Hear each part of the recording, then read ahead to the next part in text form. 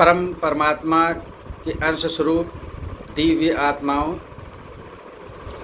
दर्शकों, श्रोताओं और सुधीजनों, Awasthi's Ayurveda anatomy, yoga and spirituality channel में आप सभी का हार्दिक स्वागत है।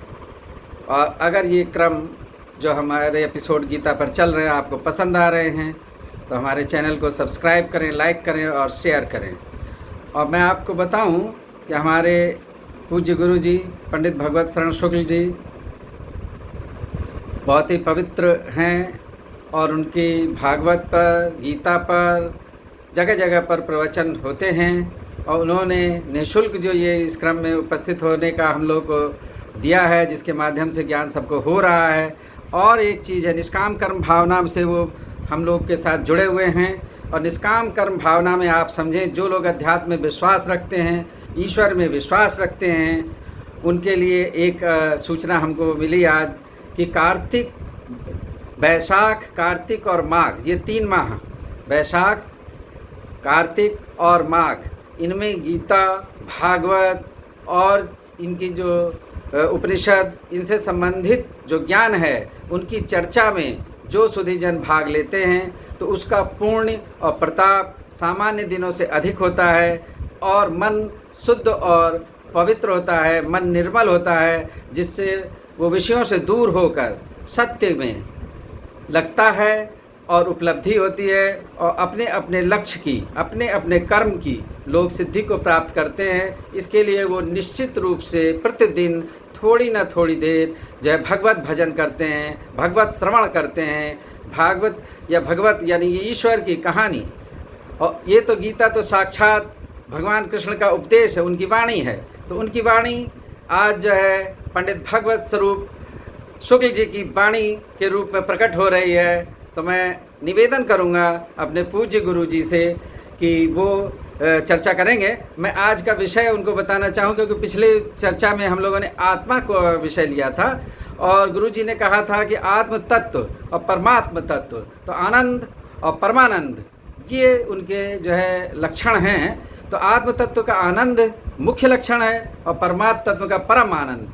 तो मैं गुरु जी से चाहूँगा कि आज वो इस बात को, उसी क्रम को आगे बढ़ाते हुए ये चीज़ हम लोग को प्रकाश में लाएं कि आनंद कितने प्रकार का होता है और उनकी उपलब्धि किस प्रकार होती है। तो आनंद के ऊपर वो अपना ज्ञान की वर्षा करेंगे, हम लोग को समझाने का प्रयास करेंगे कि आनंद की प्राप्ति किस तरीके से होती है और वो कितने प्रकार का होता है।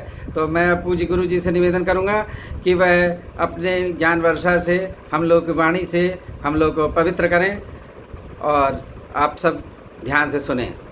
व्याख्या मुद्रां करसरसिजै पुस्तकं शंखचये बिभ्रत भिन्न स्फुटिगृचिरे पुण्डरीके निषण्डः अम्लान क्षीरमृतवृषदैरंशविप्लावयन्माम् आविर्भूयात् धनघ महिमा मानसे वागधीश।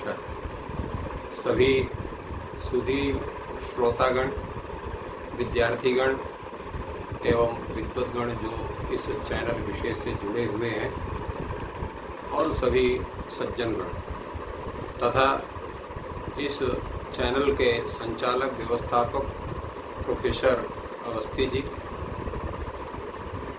आत्म तत्व की चर्चा में हमने कहा था कि आनंदम ब्रह्म व्यजानीय, साक्षात ब्रह्म जो है आनंद स्वरूप है। तात्पर्य क्या है? आनंद ही उस आत्म तत्व का मुख्य स्वरूप है।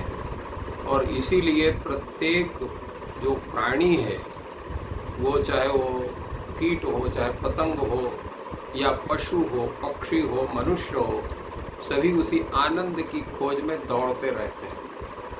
तो चूँकि जिनको भी उस परमात्म तत्व का ज्ञान नहीं है, वो विषयों के द्वारा ही उस आनंद प्राप्ति का साधन ढूंढते हैं।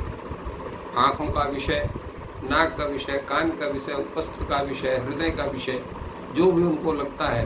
परंतु ये इंद्रिय जन्य जो आनंद है ये क्षणिक है और परमानंद जो परमात्मा, उसको शायद सुख भी संज्ञा हम लोग आयुर्वेद में देते हैं, क्योंकि सुख दुख तो वही आनंद एक इंद्रिय का एक स्टेज ये आती है कि वो इंद्रिय उस विषय के को अगर हम ज़्यादा देर चलाएं, जैसे आँख से ज़्यादा देर देखते रहें तो वो उसमें कष्ट होने लगता है और दुख होने लगता है। तो आनंद वहाँ पे समाप्त हो जाता है। वो आनंद नहीं, वो सुख है। जी जी।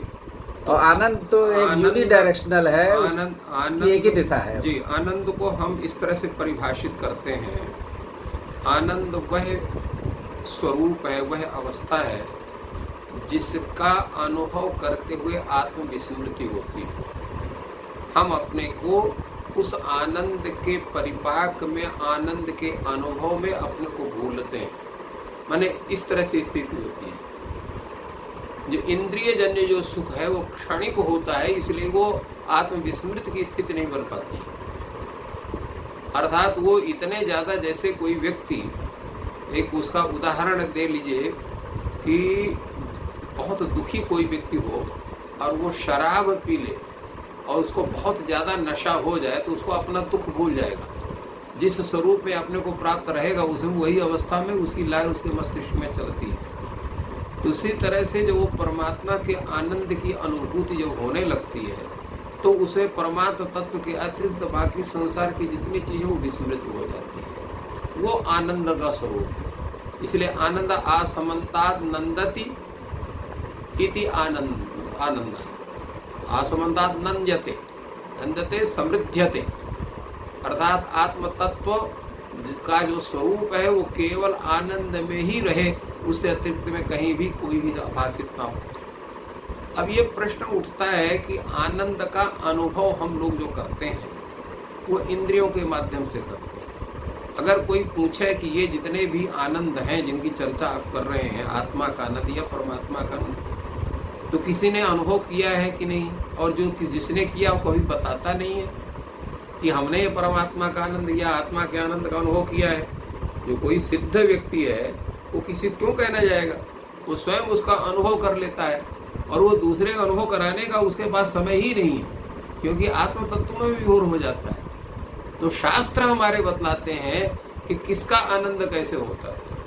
तो हमारा एक शास्त्र है तैत्तिरीय उपनिषद, तो तैत्तिरीय उपनिषद में आनंद की परिभाषा बताई है। सबसे पहले उन्होंने कहा कि मनुष्य का आनंद क्या है। तो मनुष्य का आनंद हम लोग क्या चाहते हैं, हमारी युवावस्था हो, शरीर पूर्ण रूप से स्वस्थ हो, हम खूब अच्छे ढंग से पढ़े लिखे हों, अनेक प्रकार की जितनी कलाएं वो हमको आती हों, और संसार के जितने सुख के साधन हैं वो सब हमारे पास उपस्थित हो, यहाँ तक कि पूरी पृथ्वी के हम राजा हो जाए।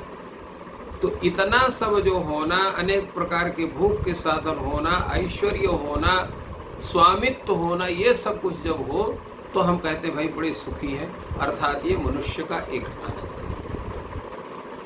इसी तरह से जब उस आनंद का एक आप सिस्टम को उसको तौलें कि इसको कितना बड़ा ये आनंद है और उसको 100 से गुणित करें, तो जब 100 से जो गुणित करेंगे तो वो 100 मनुष्यों का जो आनंद है वो एक आनंद जो है मनुष्य गंधर्व का होता है।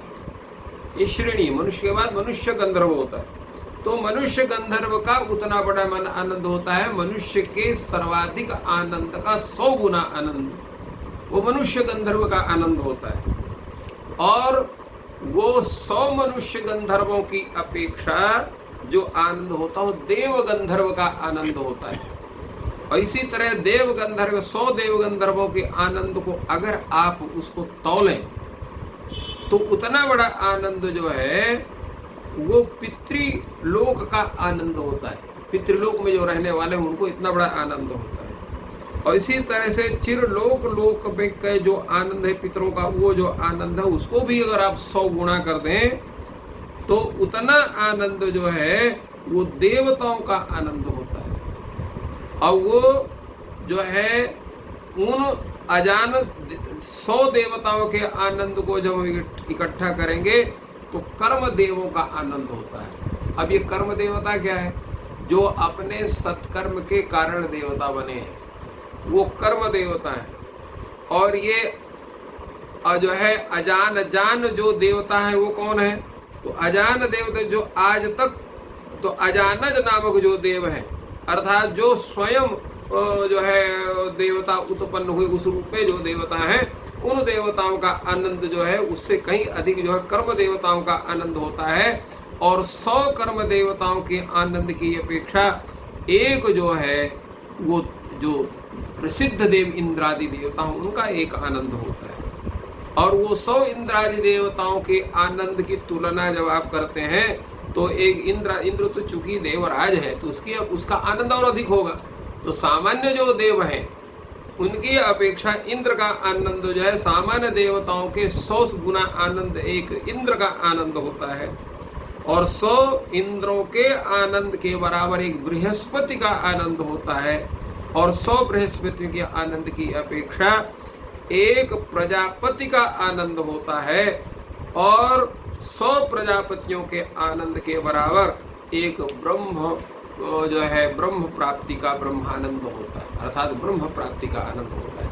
तो इतना बड़ा आनंद उस ब्रह्म प्राप्ति का आत्म तत्व का परिज्ञान करने के लिए आनंद होता है। इसलिए उस परमात्मा को आनंद स्वरूप, उससे बड़ा आनंद किसी भी देव विशेष का आनंद नहीं होता है। तो जब किसी को मोक्ष प्राप्त होता है तब वो परमानंद को प्राप्त, यही परमानंद का नाम हो गया कि उस परमात्म तत्व के बराबरी का स्वरूप उसे प्राप्त हो जाता है, जिसको हमारे यहाँ अपनी वैष्णवों की भाषा में कहते हैं भगवान श्रीमन्नारायण का नित्य कैंकर्य प्राप्ति, नित्य सेवा प्राप्ति। तो जैसे अगर आपको कोई सेवक, आप एसी में बैठे हुए हैं तो वो अगर आपकी सेवा में लगा तो उसको भी एसी का आनंद मिलेगा। उसी प्रकार वैकुंठ में भगवान के नित्य कैंकर्य को प्राप्त करने वाला जो जीव है उसको भी भगवान सदृशी संपूर्ण आनंद उसे भी प्राप्त हो। मतलब जो ईश्वर का चिंतन कर रहा है हाँ। तो ईश्वर की याद में जैसे आ गया तो मतलब उसके ब्रेन में वही चीज है तो ईश्वर के ही आनंद के नजदीक पहुंचेगा। ईश्वर की उसमें आनंद उसको नहीं मिले जी। वो जो ब्रह्म प्राप्ति का जो आनंद है, जैसे ब्रह्म प्राप्ति का तात्पर्य कि आप ईश्वर का स्मरण करके ज्ञान करके उस जो ब्रह्म तत्व के स्वरूप का ज्ञान करते हैं उसी स्थिति में रहते हैं। उस स्थिति में रहने के बाद जो आपका शरीर कब तक रहेगा, क्योंकि शरीर आपका कर्म के आधार पर, अभी जब हम लोग कर्म के विषय में चर्चा करेंगे, जब कर्म योग पर चर्चा होगी, सामान्य रूप से ये जानिए कि जो कर्म हम लोग करते हैं तो हमारा शरीर जो हमें पुण्य या पाप हमें मिले हैं उनको भोगने के लिए हमको ये शरीर मिला है, इसलिए भोगायतन भी इसको हम लोग कहते हैं। जैसे आप जो है आज एक बहुत बड़े विश्वविद्यालय में आप आचार्य हैं तो ये आपके पूर्व जन्म के पुण्यों का फल है, उसके कारण आप आचार्य हुए। इसी तरह से कोई वहीं पर उसी विश्वविद्यालय में कोई क्लर्क है तो कोई चपरासी है तो कोई कुछ नहीं, केवल छात्र है।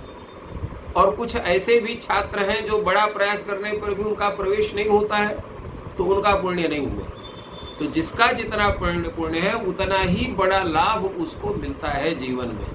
इसी तरह से जो भक्त है, ज्ञानी है, वो जब उस परमात्मा तत्व को जान लेता है और उसका जब कर्मज शरीर संपूर्ण होता है तो मृत्यु के अनंतर उसको भगवान का पूर्ण सानिध्य प्राप्त होता है। ये मोक्ष का तत्व।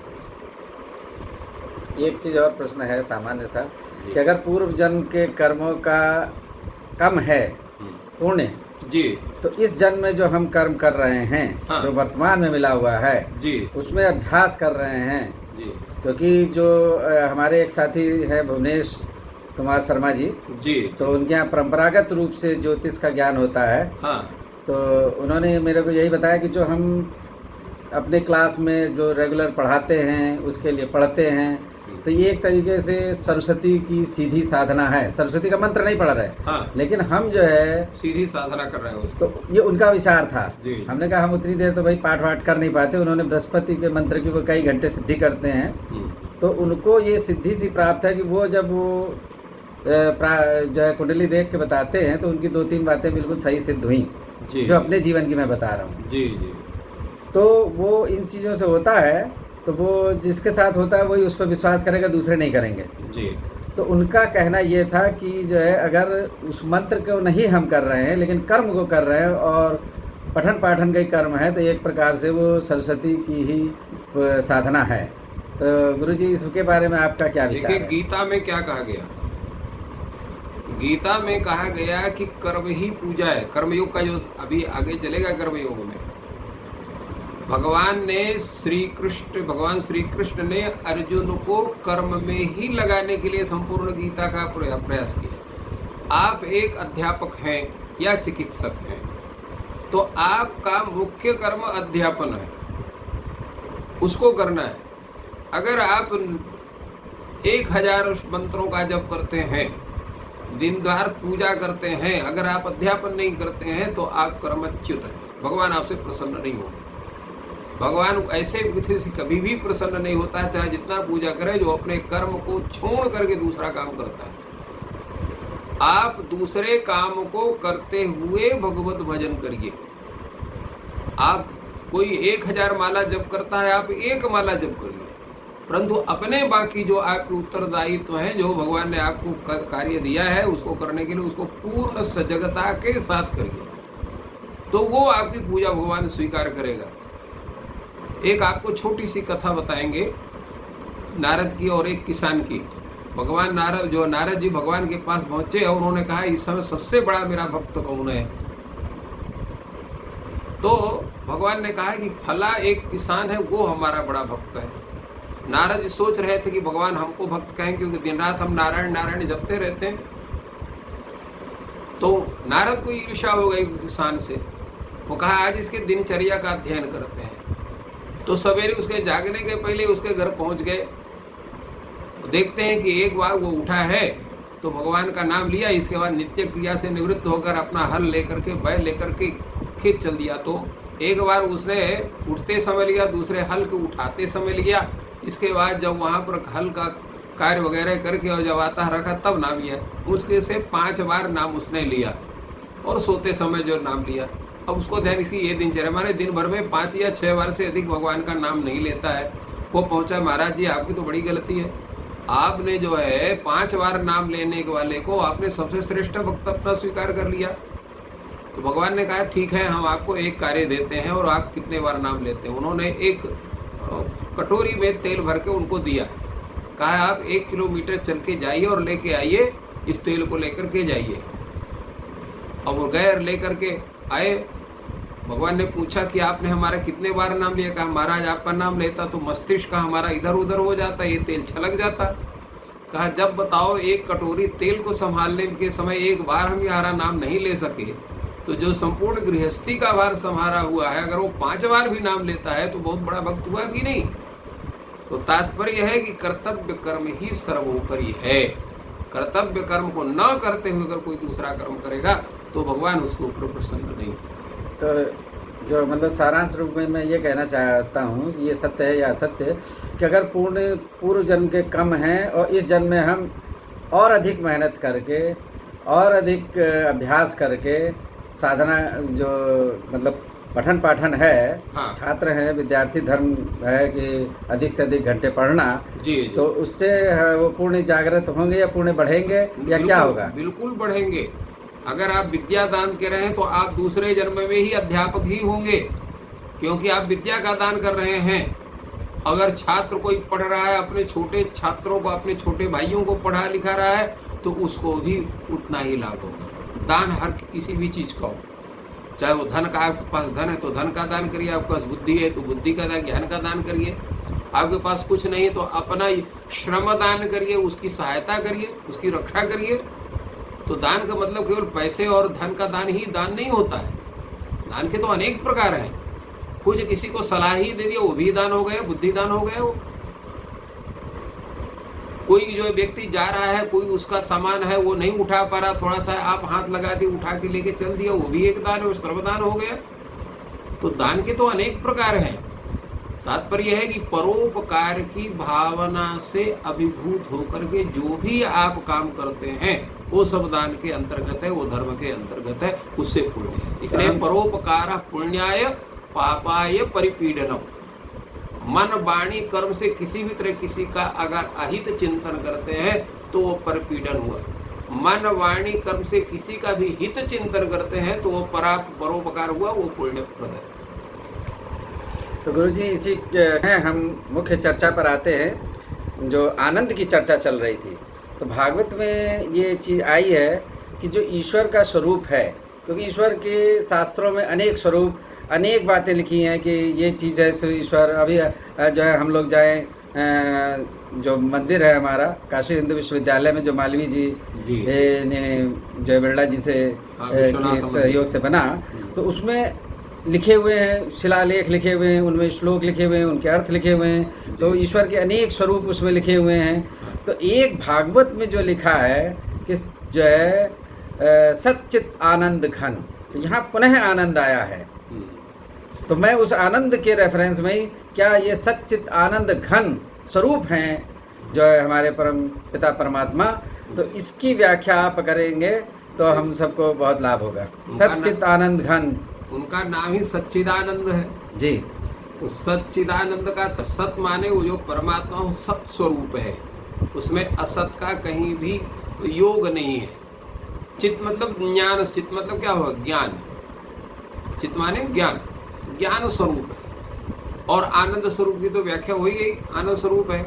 घन का मतलब होता है इनकी जो प्रगाढ़ता है, माने अंतिम परिणति, सत्वता की अंतिम परिणति, ज्ञान की अंतिम परिणति और आनंद की अंतिम परिणति, माने उसका जो जितना सत्व उस परमात्मा में है, जितना ज्ञान का स्वरूप उस परमात्मा में है, जो आनंद का स्वरूप उस परमात्मा में है, वो विश्व में कहीं नहीं, विश्व में नहीं, ब्रह्मांड में नहीं कहीं। विश्व तो छोटा है, उससे बड़ा ब्रह्मांड है। और यहाँ हमारे यहाँ तो परिकल्पना करते केवल एक ही ब्रह्मांड नहीं है, अनंत ब्रह्मांड है। और एक ब्रह्मांड के अंदर आपके जो है तीनों लोक 14 भुवन ये पूरे आते हैं एक ब्रह्मांड के अंतर्गत, तो अनंत ब्रह्मांड है। तो संपूर्ण जितने ब्रह्मांड उसमें भी वो सच्चिदानंद घन स्वरूप वही एक परमात्मा तत्व ही है और दूसरा नहीं।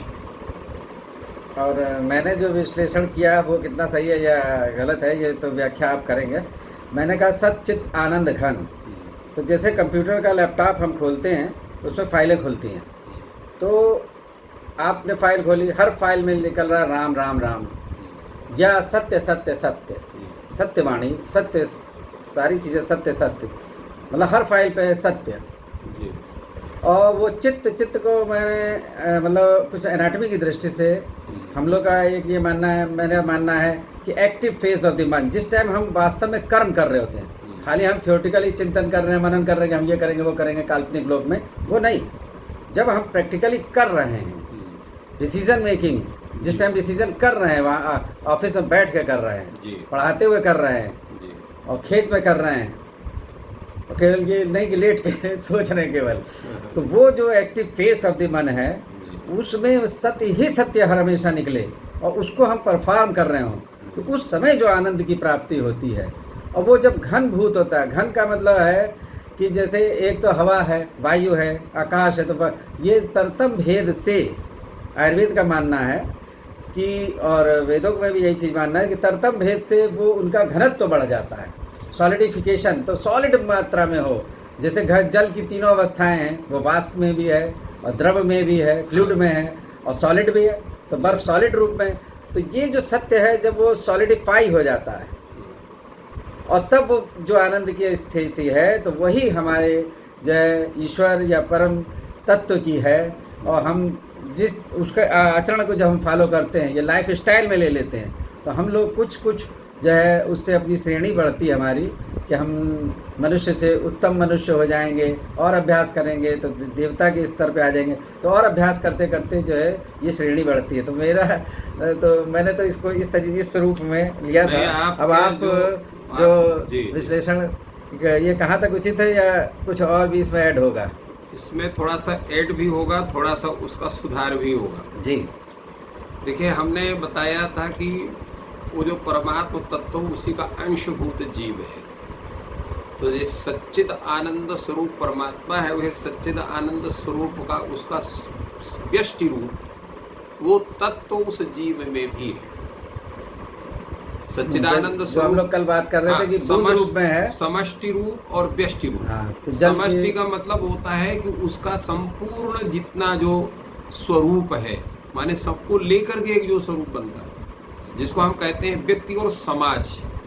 तो व्यक्ति एक हुआ, समाज पूरा समुदाय होता है जी। तो संपूर्ण जितने ब्रह्मांड के जीव, उसका घनीभूत जो स्वरूप होता है, वो सब में समाहित जो परमात्मा तत्व है, जिसका ये न भाषा सर्वमिदं विभाति, जो है उपनिषद कहते हैं कि जिसके प्रकाश संपूर्ण विश्व प्रकाशित होता है। तो प्रकाश जो किस किस रूप में है? तो सत रूप प्रकाश, चित रूप प्रकाश, आनंद रूप प्रकाश, तो उसी प्रकाश से संपूर्ण विश्व प्रकाशित हो रहा है। यस्य भाषा सर्वमिदं विभाति, सब प्रभाति से। तो आपने 3 बातें कही, सच्चित तो आनंद स्वरूप, पूरा सुना इसको जी। तो अब उसमें जो है, जो आप जिस जैसे कहते हैं कि हम इस कार्य को करते हैं, तो आप क्या है, जिस समय आप करते हैं तो सत रूप में आप संकल्प लेते हैं ये कार्य हमको करना है, चित्त रूप में उसका चिंतन करते हैं इस प्रकार उसको करना है। आनंद स्वरूप का मतलब उसको पूर्ण क्रियान्वयन करके, उसकी पूरी बातों को जान करके आप अपने के अंदर हर्ष का अनुभव करते हैं कि इस कार्य को हमने संपादित किया। तो उस चित्त का स्वरूप है, उसका जो सत का स्वरूप है, चित्त का स्वरूप है, आनंद का स्वरूप है, उस परमात्म तत्व का एक जो कण मात्र का जो स्वरूप है आप में समाक्रांत होता है, वो बुद्धि आपकी बनती है, तो आपका वैसा भी स्वरूप बनता है। तो सतचित आनंद का जो स्वरूप है, जो समष्टि रूप स्वरूप है, उस परमात्मा में है, उसका जो व्यष्टि रूप है, एक हल्का सा जो रूप है जिसको हम अणु स्वरूप कह सकते हैं या परमाणु स्वरूप कह सकते हैं, वो हमारे सभी जीवों में है। जी, तो बहुत ही सुंदर व्याख्या आपने की। तो संशोधन किया जो मैंने बताया उसमें कि उससे हमको तो केवल अणु रूप मिलता है जी, और आनंद की अनुभूति होती है, लेकिन हाँ। वो अणु रूप है, मतलब बहुत ही अल्प मात्रा में है। वो अणु भी हम लोगों के लिए बहुत बड़ा है जी, क्योंकि उस परमात्मा तत्व जो है, जैसे अगर आप कहें कि सुमेरु पर्वतिया, आप सुमेरु पर्वत हम लोग देखे नहीं, न सुने हैं, केवल पढ़े हैं, परंतु अगर हम तो हिमालय को देखा है, हम लोगों ने यह सुना है, तो हिमालय के आप 1,00,000 भाग करिए, तब भी अगर वो हमारे सिर में पड़े तो हम मर जाएंगे जी। 1,00,000 जो भाग होगा उसका, हाँ। तो इतना बड़ा होगा। तो वो अणुस्वरूप जो परमात्मा का भी जो है, क्योंकि जो संपूर्ण ब्रह्मांड को अपने में समेटे हुए है, तो उसका जो अणुस्वरूप है उसको भी धारण का सामर्थ्य, उससे ज्यादा हमारे अंदर सामर्थ्य हम लोगों के अंदर नहीं है उसको धारण करने। तो इसलिए उतना ही हम धारण करके और प्रफुल्लित रहते हैं और अपने को कृतकृत्य समझते हैं। जी। किंतु वही सच्चित आनंद का अगर हम दुरुपयोग कर देते हैं तो सत असत रूप में, चित अचित रूप में और आनंद कष्ट रूप में परिवर्तित हो जाता है। गुरु जी, इस समय मैं जो है सामान्य जनता का प्रतिनिधित्व करते हुए, सामान्य जनता जिस तरीके से सोचती है उसी तरीके के प्रश्न आपसे पूछूंगा। यहाँ जी, एज ए प्रोफेसर नहीं पूछ रहा हूँ। जो ये प्रश्न है, क्योंकि ये जरूरी हो जाता है कि अपना प्रोफेसर के स्तर का नहीं, एक जो जन सामान्य कम पढ़ा लिखा या जिसने पुस्तकें नहीं पढ़ी हैं, तब भी उसके में भी तो प्रश्न आते हैं ना। उसको भी तो ज्ञान की प्राप्ति की आवश्यकता है। जी। तो ये जो 3 शब्द आ रहे हैं, सुख, दुख और आनंद, इनमें विभेद कैसे करेंगे? जैसे आनंद और सुख का हम लोग प्रायः देखते हैं कि हम सुखी हैं, हम आनंद हैं, ऐसा लोग कहते हैं। सुख का अर्थ होता है कि अनुकूल वेदनीय, दुख का अर्थ होता है प्रतिकूल वेदनीय। अनुकूल वेदनीयम सुखम, प्रतिकूल वेदनीयम दुखम। आनंद 2 स्वरूप में हमारे पास आता है। एक विषयानंद जो है वो सुख के तरह सुख ही माना जाता है, जो विषय से प्राप्त आनंद है। तो विषय से प्राप्त आनंद और सुख दोनों एक ही चीज है, वो अलग अलग नहीं है। किंतु परमात्म चिंतन से जो आनंद प्राप्त होता है वो आनंद अलग है। तो वो आनंद सुख के श्रेणी में नहीं है। जैसा आपने पहले कहा था, जो वो परमात्म तत्व चिंतन का जो आनंद है, वो उस परमात्म तत्वातिरिक्त संपूर्ण भेद को समाप्त करता है। तब आपको शत्रु और मित्र में कोई अलग चीज देखने को नहीं मिलेगी, आपको केवल वही परमात्मा तत्व ही दिखाई पड़ेगा।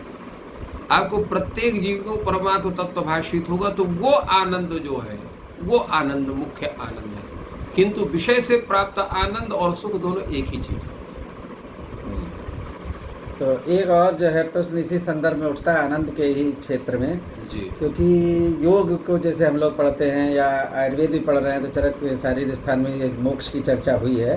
तो मोक्ष क्या है और जो है उसमें जो प्राप्त होने वाला आनंद है उसका स्वरूप क्या है? उसकी चर्चा अभी हम लोगों ने जो ब्रह्मानंद की चर्चा की थी कि बृहस्पति का प्रजापति का सबसे बड़ा आनंद होता है। प्रजापति का मतलब ब्रह्मा, जो बृहस्पति से भी बड़ा है, इंद्र से भी बड़ा है। तो बृहस्पति के जो आनंद है उससे 100 गुना आनंद उस परमात्मा तत्व चिंतन का ब्रह्म प्राप्ति का आनंद या मोक्ष प्राप्ति का आनंद। जी मोक्ष के दो सिद्धांत हैं। एक सिद्धांत कुछ लोगों का है कि मोक्ष का तात्पर्य होता है कि जिस समय मोक्ष होता है व्यक्ति केवल अकेले रहता है, एको हम द्वितीयो नास्ति की उसको प्रतीति होती है और वह केवल वो परमात्मा स्वरूप अपने को समझता है, परमात्मा तत्व के अतिरिक्त तो कुछ नहीं बचता है। एक दूसरे जो भगवत भक्त हैं ये जो वो समझते हैं कि वो परमात्मा जो है और उसका हमारा संबंध जो है वो नित्य संबंध हो गया, क्योंकि जो मुक्ति है उसके चार स्वरूप कुछ लोग मानते हैं। पहले सारूप्य, सालोक्य, सामीप्य और कैवल्य। तो सारूप्य का मतलब जैसे उस परमात्मा का स्वरूप है वैसे स्वरूप की प्राप्ति होना। सालोक्य जो जैसा उसका जिस लोक का निवासी हो उस लोक में निवास करना। और उसके साथ साथ फिर तीसरा है जो है सामीप्य, उसकी नित्य सन्निधि प्राप्त होना। और चतुर्थ है कैवल्य, माने उसमें पूर्ण रूप से लीन होकर के उसी के स्वरूप को प्राप्त हो जाना, उसमें कुछ अभेद स्थिति होना। तो वो जो कैवल्य का स्वरूप है वो परम मोक्ष का स्वरूप माना जाता है। तो ये चार प्रकार की मुक्ति आचार्यों ने बतलाई है। तो इसमें जो है जो कैवल्य है उसको बहुत जो अधिकतर मानने वाले हैं, जैसे उसको शंकराचार्य ही मानते हैं, अन्य आचार्य लोग भी मानते हैं कैवल्य के स्वरूप, इसलिए कैवल्य को जो है परम मोक्ष का स्वरूप माना गया, उसी को अपवर्ग भी कहा गया है। परंतु बाकी लोग जो है भगवत प्राप्ति का परम सानिध्य को ही मोक्ष के स्वरूप को मानते हैं। मोक्ष का जो मुख्य स्वरूप है वो जन्म मरण रूप कार्य की निवृत्ति होना। जैसे अगर आपको मोक्ष हो गया तो मोक्ष होने के पश्चात फिर तो दोबारा आपको जन्म नहीं लेना पड़ेगा। आपको क्यों नहीं होगा? क्योंकि जन्म और मरण का मुख्य संचालक होता है कर्म।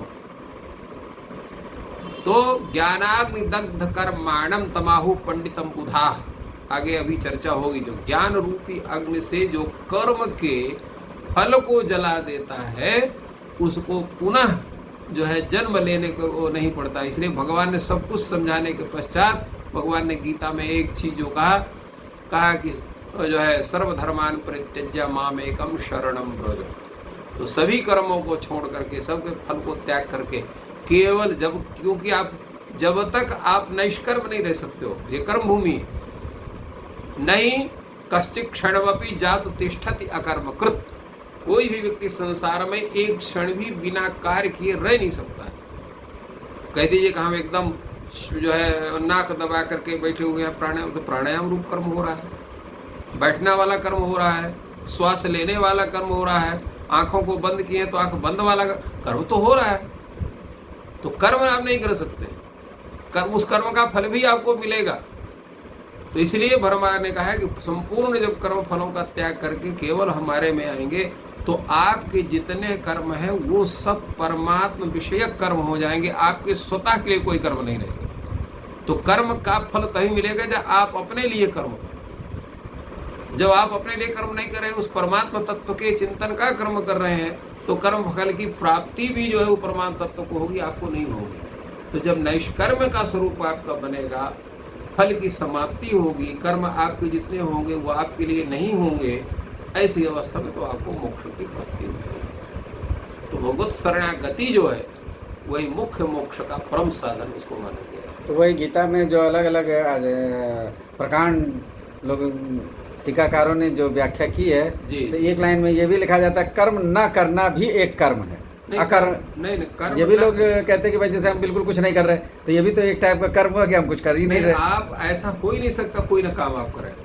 ये आदमी सोच लेता है ना मैं इस काम को नहीं करूंगा, नहीं कुछ तो उसको ना करना भी एक कर्म है। ऐसा भी कुछ कहीं कहीं पे पढ़ने को मिलता है। नहीं है, क्योंकि वो अकर्म और विकर्म की हम चर्चा करेंगे कि अकर्म क्या है, विकर्म क्या चीज है।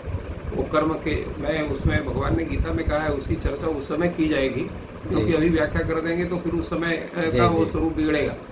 तो उसमें सबसे मुख्य चीज है कि इसलिए भगवान ने जो गीता में कहा है उसका पहले चिंतन आवश्यक है। नहीं कश्चित् क्षणमपि जातु तिष्ठति अकर्म कृत, एक क्षण भी बिना कर्म किए नहीं रह सकते। कोई कर्म नहीं रहा, अगर जी रहे हैं तो श्वास तो लेंगे, तो श्वास लेने वाला कर्म होगा कि नहीं होगा? उसके जी, बिना जी। तो नहीं हो सकता है। श्वास लेने का तो कर्म कर रहे कर्म हैं तो ना। करना पड़ेगा। आप हाथ नहीं चला रहे, पैर नहीं चला रहे, आंखों को भी बंद कर लिया है, नाक तो आपका सांस लेगा कि नहीं लेगा? लेगा। कान आपके श्रवण करेंगे कि नहीं करेंगे? वायु चलेगी जो आपकी त्वचा है वो स्पर्श का अनुभव करेगी कि नहीं करेगी? ये तो सब होगा, तो भी तो कर्म हुआ। कर्मेंद्रिय से कर्म ना होने पर भी ज्ञानेंद्रियों से कर्म चालू रहता है। तो आपने शंका का समाधान किया कि कर्मेंद्रियों की जगह पे ज्ञानेंद्रियां तो कर्म करती ही रहती हैं करती रहती और वो समाप्त नहीं होता। नहीं हो सकता। और सोने की स्थिति में भी कुछ ना कुछ तो दिमाग काम करता ही रहता है, नहीं, स्वप्न ब्रेन कहाँ तो से काम आते हैं? करता ही रहता है। वो स्वप्न मन आते का हैं। स्थान है। भेल ने कहा कि जो है तालू और सिर के बीच में मन रहता है, तो वो ब्रेन है, ब्रेन बॉक्स के अंदर जो है मन है, जी। तो वो कुछ ना कुछ तो क्रिया से जो उभय इंद्रिय है वो तो सोते वक्त भी काम करता ही रहता नहीं, तो है। उसमें भी शयन रूप क्रिया तो चल रही है। सैन रूप क्रिया चल रही है। तो बहुत सुंदर विश्लेषण आपने किया। और इसमें जो है आनंद का संक्षेप में शुरू बात बताइए कि जो आनंद की प्राप्ति का मार्ग, मतलब एक जो सामान्य लोग हैं, कुछ तो जो अपने को पंडित मानते हैं कि बहुत सारी किताबें उन्होंने पढ़ ली हैं, बहुत ज्ञान प्राप्त कर लिया, और एक है चलिए वो अपने को कहते हैं कि भाई हमको तो उतना ज्ञान नहीं है, तो गुरुजी ही कुछ ऐसा मार्ग बता दें साधारण स्वरूप में। सामान्य व्यक्ति ये कहता है तो हम उसका अनुसरण करेंगे, अक्षर से पालन करेंगे और हमें आनंद की प्राप्ति हो। तो वो मार्ग आप, क्योंकि आप वेदों के, उपनिषदों के, वेदांत के और सबके ज्ञाता हैं, तभी आप जो है काशी हिंदू विश्वविद्यालय में, मालवीय जी की नगरी में, जहाँ पे मालवीय जी जो है का विग्रह जो है हमेशा ही रहता है, उनका ये माना जाता है, तो उनके आशीर्वाद से सब लोग हैं, सारी व्यवस्था है। तो वहाँ पे आप प्रोफेसर रहे और इतना आपने ज्ञान प्राप्त किया, तो उसके आधार पे जो ये कहा जाता है कि जो ज्ञान वृद्ध है, तो आप जो मार्ग बताएंगे उसका लोग अनुसरण करेंगे। तो वो मार्ग क्या है कि आनंद की प्राप्ति का संक्षेप और क्या किया जाए जिससे प्राप्ति हो? भगवत चिंतन पूर्वक स्वकर्म विधान करते हुए राग द्वेष से विमुक्त होकर के अपने कर्तव्य पथ पर चलना है। चलने में ही आनंद का स्वरूप। कर्म, अपने कर्म का, अपने स्वकर्म का, स्वकर्म से तात्पर्य है कि जिस पेशे में आप हैं, जो भी कार्य कर रहे हैं, उसको ईमानदारी से करते हुए और उसकी प्राप्ति उस कर्म विधान में उस परमात्मा का आभार मानते हुए, प्रत्येक जीव में उस परमात्मा तत्व के स्वरूप को देखते हुए और सदा प्रसन्न रहकर, क्योंकि राग और द्वेष ये ही कष्ट के मुख्य कारण, तो इनसे विमुक्त होकर जब आप कर्म करेंगे तो आपको उस परमात्मा तत्व के चिंतन से और अपने स्वकर्म परिपालन से जो आनंद प्राप्त होगा वही आनंद मुख्य आनंद है। और वही आनंद साधन भूत होकर के उस परमात्मा के संप्राप्ति के आनंद तक आपको पहुंचाएगा। वो फर्स्ट स्टेज है। और लास्ट स्टेज है ब्रह्म के स्वरूप की प्राप्ति पर प्राप्त होने वाला आनंद। तो फिर से जो है वो जो लाइन आपने एक बहुत बड़ा सेंटेंस बोल दिया, क्योंकि उसमें जैसे कि विद्वान लोग बोलते हैं, एक लोग छोटे छोटे सेंटेंस बनाते हैं, और आपने जो पहली लाइन बोली इसकी व्याख्या में, तो वो 3-4 लाइनों को मिला करके थी, तो शायद सुधीर जन उसको ना समझ पाए, तो फिर से उसको एक बार जो है उससे भी बता दें। छोटी लाइन बता रहे हैं कि परमात्म चिंतन पूर्वक स्वकर्म परिपालन जन्य जो आनंद है वही आनंद है। तो जो आपने ये बात कही, तो स्वकर्म और जो है वर्ण व्यवस्था कर्म और 3 प्रकार के कर्मों की बात होती है, और जिसको स्वधर्म, और तो उसके ऊपर तो पूरा ही जो है हम लोग लेक्चर करेंगे, क्योंकि उसकी व्याख्या जहाँ तक मैंने पढ़ी है तो वो 2-3 मिनट में नहीं हो सकती। नहीं हो सकती। तो उसके लिए जो है अभी सुधीर जन हम लोग को माफ़ करेंगे, क्योंकि वो हम यहाँ पर अभी उसकी डिटेल में नहीं जा पाएंगे, क्योंकि उसकी डिटेल के लिए कम से कम 1 घंटे, कम बहुत सारांश करेंगे, बहुत संक्षिप्त करके गुरुजी बताना चाहेंगे तो कम से कम आधा घंटा 45 मिनट लगेंगे। तो वो जो है वो हम लोग आगे के एपिसोड पे लेंगे। तो आज के लिए तो और कुछ आप संदेश देना चाहेंगे आनंद के क्षेत्र में, जो कुछ बचा हो और जिसको आप और कहना चाह रहे हों, जो मैं प्रश्न आपसे नहीं कर सका हूं, लेकिन जो समाज है उसको आप छात्रों को, विद्यार्थियों को, हम सभी को, अनुयायियों को आप धर्मज्ञों को बताना चाहें तो कृपया आप बताएं। देखिए, हमारे शरीर में दो ऐसे तत्व हैं जो हमको संभालते भी और विचलित भी करते हैं, और वो आत्म तत्व के संपोषक हैं, बुद्धि तत्व और मनस तत्व। तो बुद्धि तत्व और मनस तत्व का जो शुद्धिकरण है वो परमात्म चिंतन से होता है। तो परमात्मा, इसलिए हमने परमात्म चिंतन को सर्वोपरि रखा है।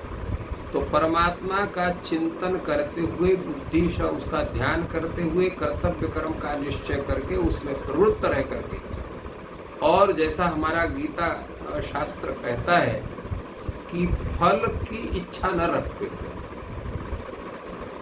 फल की इच्छा न रखते हुए जब कर्म आप करेंगे तो वो आनंद आपको एक विशिष्ट आनंद होगा। इसके लिए गीता में शब्द है निष्काम कर्म योग। हाँ, निष्काम कर्म योग। जैसे आप छत में चढ़ना चाहें तो आप ये अगर मन में करें कि हम छत में चढ़ के वहाँ टहलेंगे, ऐसा न संकल्प करें, तब भी छत में जाएंगे, आपको छत का छत प्राप्त होगा सीढ़ी से, और अगर ये संकल्प तब भी आपको छत प्राप्त होगा।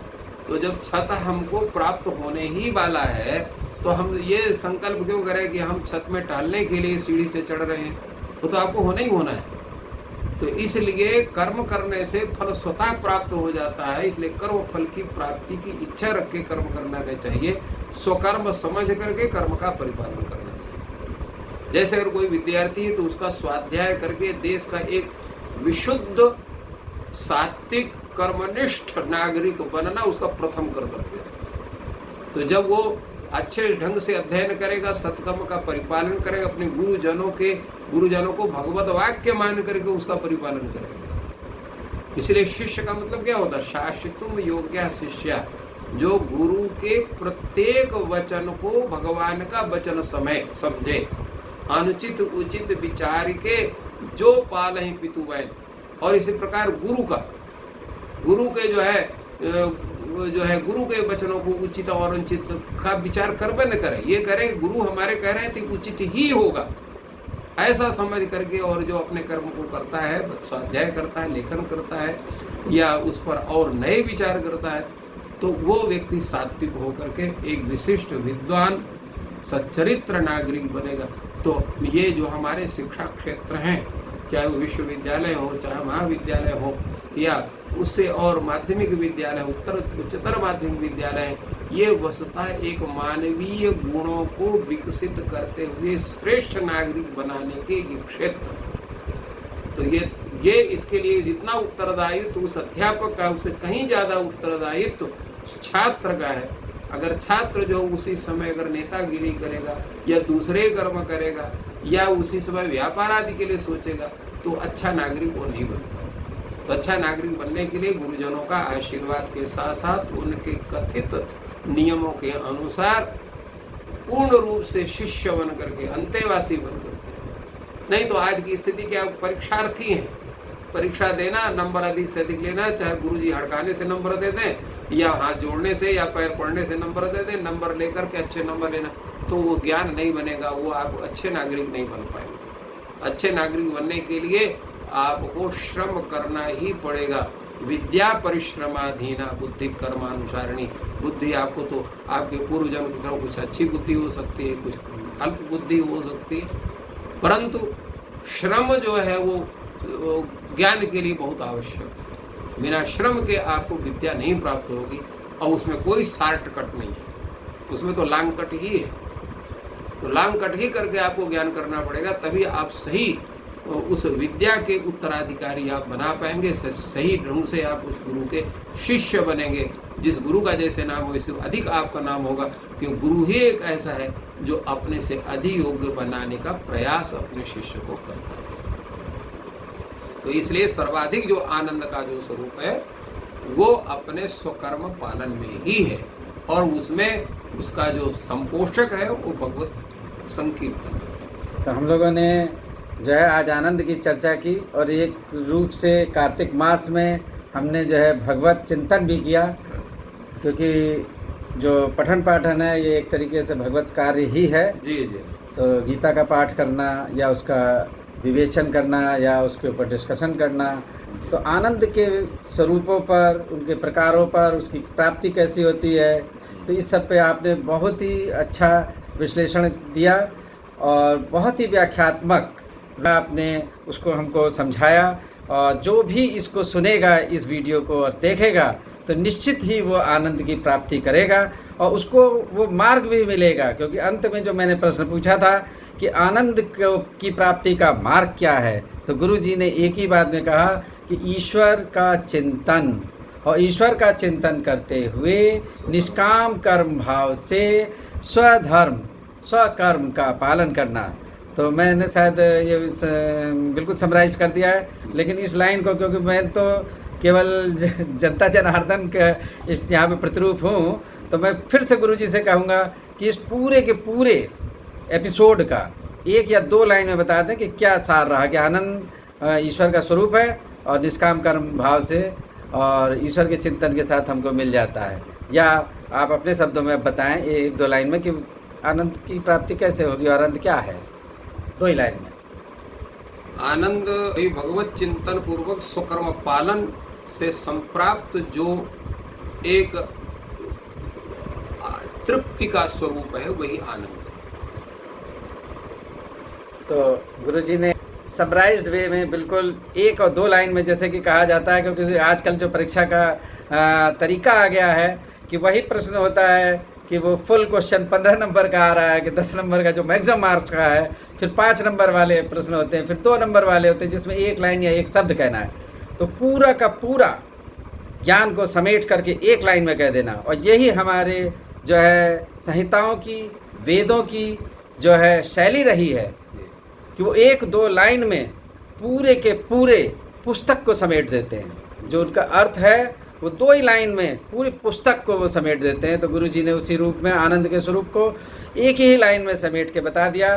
तो उसके लिए हम सब आपको धन्यवाद क्या देंगे, लेकिन ईश्वर आपको जो है आनंद की अनुभूति को बढ़ाएं, आपकी भी आनंद की अनुभूति को बढ़ाएं और दर्शकों की आनंद की अनुभूति को बढ़ाएं, और दर्शकों को वो मार्ग आपने आज दिखाया है तो निश्चित ही सबको लाभ हुआ है। तो और अगर आपको वास्तव में लाभ हुआ है तो आप इस चैनल को सब्सक्राइब करें और बेल आइकन को दबाएं और अपने परिजनों को, अपने मित्रों को भी इसको सुनने के लिए आग्रह करें, जिससे उन्हें भी आनंद की प्राप्ति हो।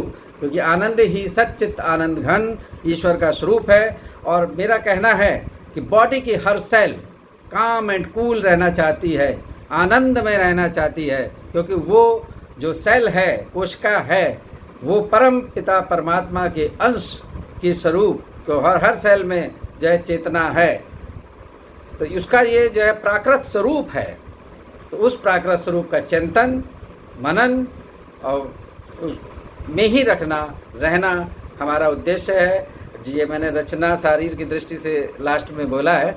और तो हम आप सभी को धन्यवाद और शुक्रिया कहते हैं, और ख़ास करके गुरु जी को, क्योंकि वो सब हम सबको मार्ग प्रदान कर रहे हैं, ईश्वर का तक पहुंचने के मार्ग का विश्लेषण कर रहे हैं। तो वो हमारे लिए विशेष जो है हमारे ऊपर अनुग्रह कर रहे हैं। उनको साधुवाद, धन्यवाद, थैंक यू ऑल।